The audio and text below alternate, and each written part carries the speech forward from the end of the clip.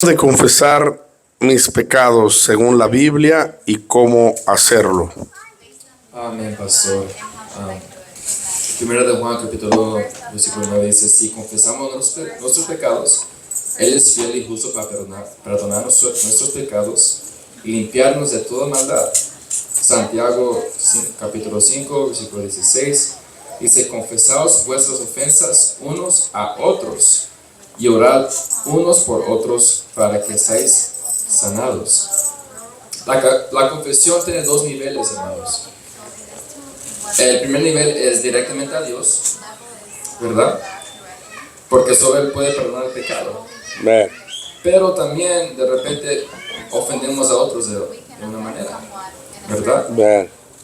Y pues también hay pecados que uno batalla y lucha y pues necesita unos consejos, necesita dirección.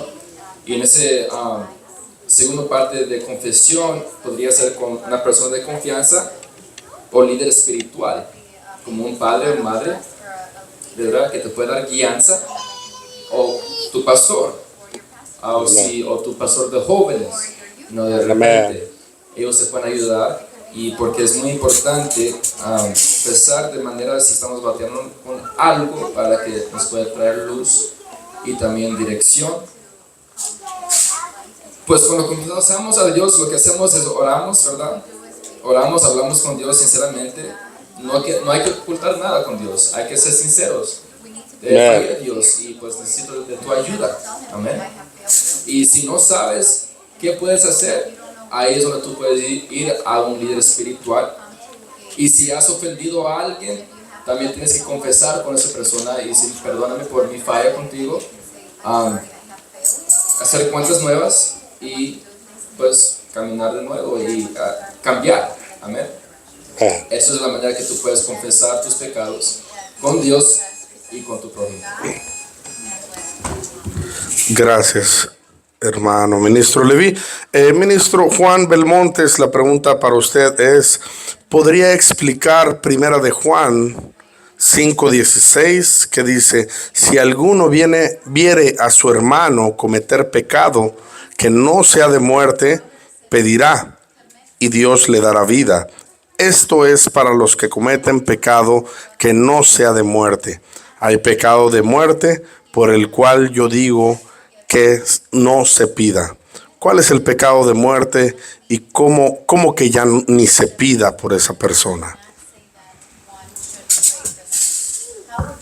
Ok, sí, aquí esa pregunta me la he hecho yo por años y me ha costado. Justo se la estaba preguntando al hermano Norris, ¿se acuerdan? Yo ni sabía que iban a hacer esta pregunta, pero lo que yo creo, voy a decir lo que yo creo, porque aún los eruditos, aún los teólogos les cuesta, se contradicen unos a otros, ¿verdad? Yo creo que hay muchos pecados, ¿verdad?, que pueden ser de muerte. El principal, por supuesto, Mateo, la blasfemia contra el Espíritu Santo, de Mateo 12:31, Jesús dijo, ¿verdad? Pero en la blasfemia contra el Espíritu Santo, la persona que blasfema, que habla mal del Espíritu Santo, esa persona tiene que tener entendimiento. Una persona tal vez anda borracho o habla mal del Espíritu Santo, no le cuenta porque no nos habla, para empezar. En segundo lugar, también hay hay un cristiano que está obstinado en pecar. Es un cristiano que ya es salvo y todo, pero está obstinado en pecar. Entonces Dios le corta la vida, se lo lleva a casa antes de tiempo. Y un ejemplo está a Zafira, Ananías y Zafira, allá en Hechos 5, ¿verdad? También en Santiago, en Corintios, los Corintios 5:5, estaba un joven que estaba adulterando con su madrastra y era cristiano. Y Pablo manda, dice: el tal sea entregado a Satanás para destrucción de la carne. O sea, expúlsenlo. Se va a ir al mundo y ya puede ser que muera, pero más vale que se destruya la carne, dice, a fin de que el espíritu sea salvo en el día del Señor, ¿verdad? Y también en Santiago 5:19, Santiago 5:19 y 20, ay, no lo tenía aquí. También ahí especifica que déjenselo leer aquí, perdón, Santiago 5 dice, hermanos, si alguno entre vosotros se ha extraviado de la verdad y alguno le hace volver, sepa que el que haga volver al pecador del error de su camino, salvará de muerte un alma y cubrirá multitud de pecados.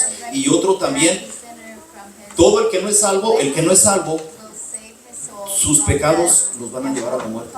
¿Para qué orar por ellos? Está un adúltero, no ores por el que le perdone ese adúltero. Está un violador, no ores porque le perdone ese violador. O sea, aunque tú ores, Dios no lo va a perdonar si no se ha arrepentido. Entonces todos los pecados que tiene son para muerte. A menos que cambie la decisión cuando se bautice, se arrepienta, ya cambia la situación. Gracias, hermano Juan. Hermano Río, la siguiente pregunta es para usted. ¿Por qué diezmamos en la iglesia? Una vez más, hermanos, hay bastante material en el Nuevo Testamento y en el Antiguo Testamento.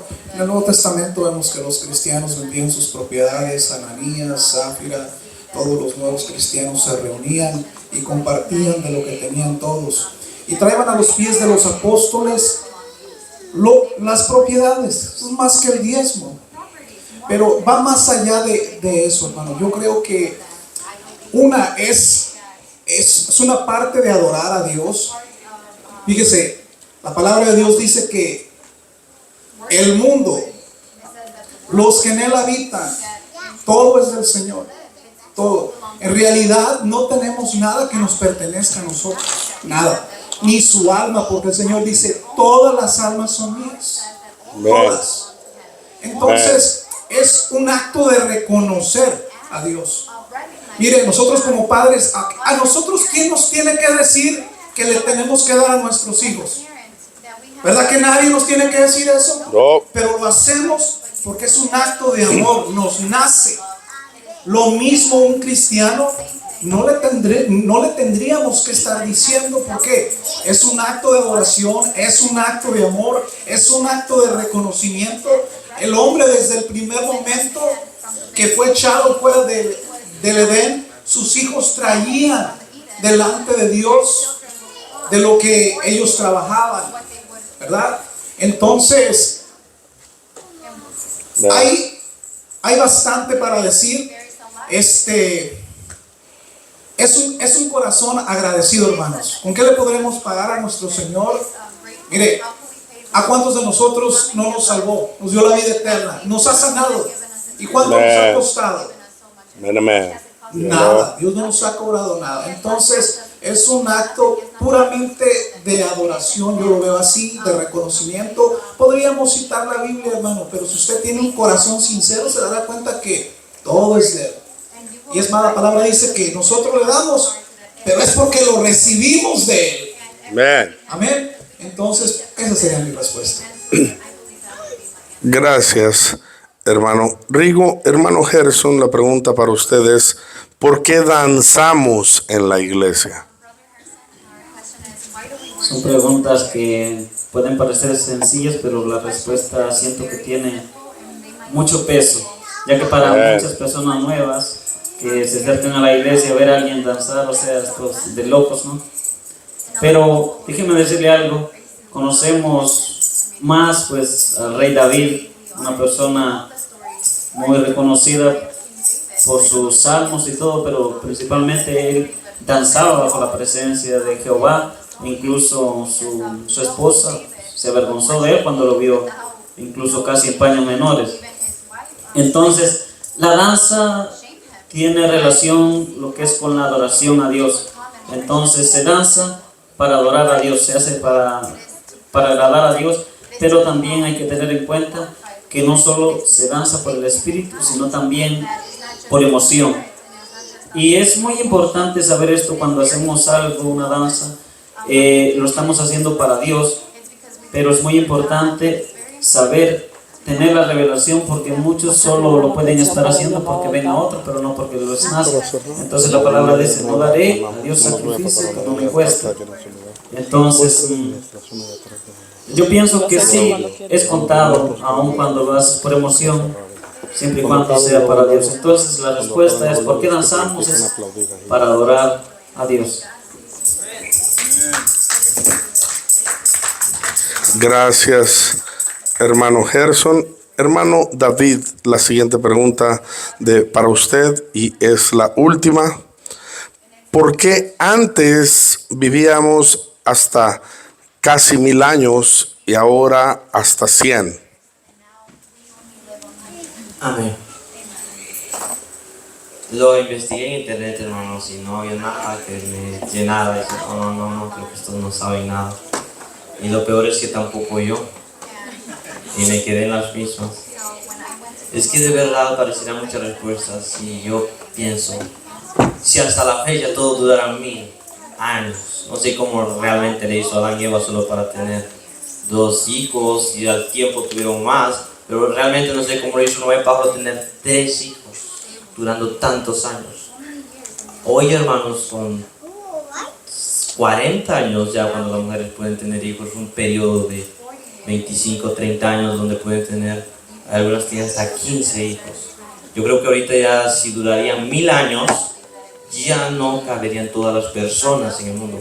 Pero pienso que no es por eso también que antes duraban 1000 y hoy no duran esa cantidad. Más pienso que es por el pecado. Yo leo aquí en Génesis capítulo 6, verso 3, y el Señor dice: no contenderá mi espíritu con el hombre para siempre, porque ciertamente él es carne, mas serán sus días 120 años. Esto lo dijo después de que los hombres se relacionaron con las hijas de los hombres, haciendo yugo desigual, y la maldad iba en más crecimiento, y pensó en destruir la tierra en su totalidad. 120 años más les doy y la tierra destruida. Y ahí fue donde comenzó el ministerio de nuevo durante 120 años. Pero después del diluvio, miramos que las personas ya no duraban igual como antes del diluvio. Así que las personas pasando el tiempo, dejaron de durar tantos años. Y hoy que pensamos que tal vez el hombre dure sus 80 años como lo dijo el rey David, o 100 como la pregunta, porque algunos duran 100 años. Ya que es la última mía, me voy a durar 5 minutos. No me pongan la alarma ya. Es broma. Así que si hoy duraran 100 años, pero el que es pecador, hermanos, no dura mucho. Hace poquito, por allá en mi aldea, donde yo vengo, mataron a un sevilla bien chavito. Creo que él era un sicario, hermanos. Es que el malvado no dura mucho. Y hoy con dificultades nosotros lográramos a durar 80, 90 años, esto sin utilizar los restaurantes de comida rápida. Pero creo que a causa del pecado, la vida se nos es acortada.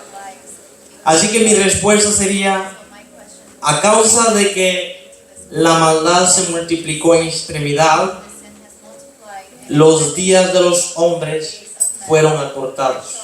Esa sería mi respuesta. Amén. Amén, hermano David. Aleluya, gracias. Tenemos apenas 25 minutitos de preguntas. A lo mejor alcanzamos a contestar una o dos de alguien de la iglesia que tenga. Si tienen alguna pregunta, ¿se puede? ¿Están dispuestos? Amén. Una o dos preguntas, amén. Que al menos sean 40 minutos de enseñanza. Aleluya. Gloria sea al Señor. ¿Cuántos dicen amén? Si tienen una pregunta, jóvenes o papás o mamás, amén, este es su momento. Nada más levanta su mano y el hermano Brian le pasará un micrófono. La siguiente pregunta es para nuestro hermano Levi Jr. La pregunta para usted es su última. ¿Cómo sé cuál es el propósito de Dios para mi vida?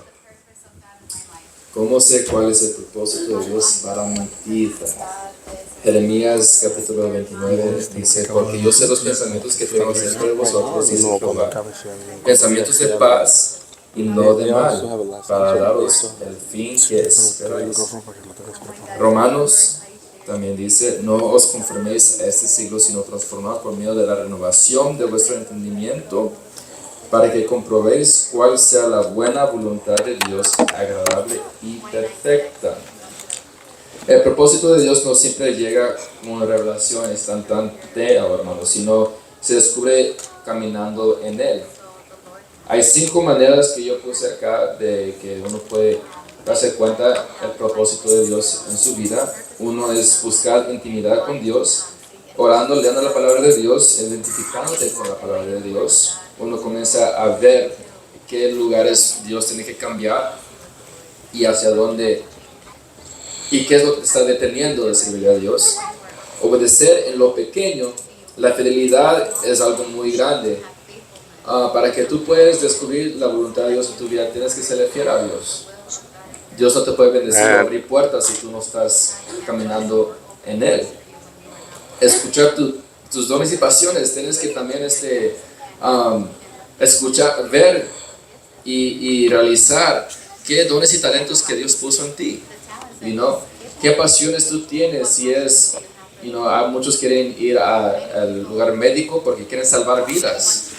Tienen pasión hacia las personas que poco esperanza, ¿verdad? Ellos están buscando a aquellos que están desesperados, ¿verdad? Y con problemas. Buscar confirmación, hermanos, también es muy importante.